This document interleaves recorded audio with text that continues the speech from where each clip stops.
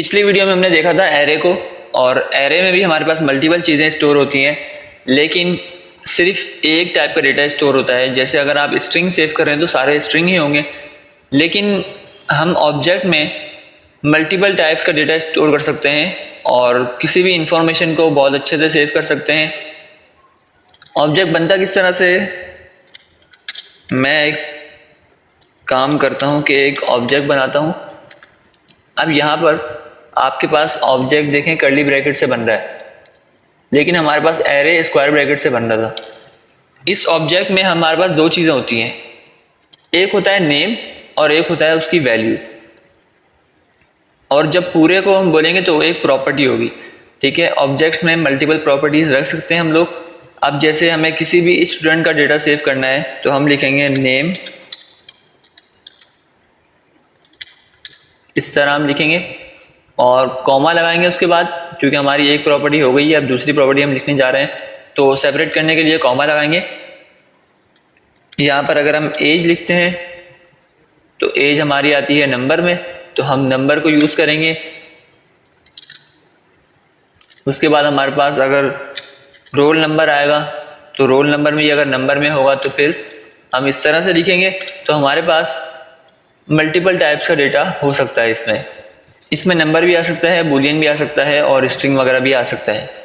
सो अब हमारी बारी आती है इसको कंसोल करवाने की। कंसोल किस तरह से करवाएंगे, ये हमारी एक प्रॉपर्टी है, ठीक है। इस प्रॉपर्टी का ये नेम है और ये की है। अगर मैं इसको होवर करता हूं तो देखिए यहाँ पे क्या आ रहा है, प्रॉपर्टी। तो हमने टारगेट करना है इस प्रॉपर्टी को, हम डायरेक्ट ऑब्जेक्ट को कंसोल नहीं कराएंगे।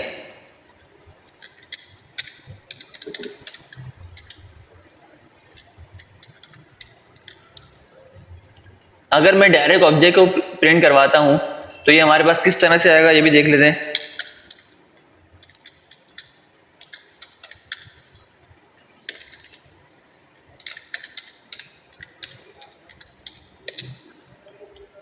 हमारे पास इस तरह से आया, लेकिन हमें इस तरह से नहीं चाहिए होता है।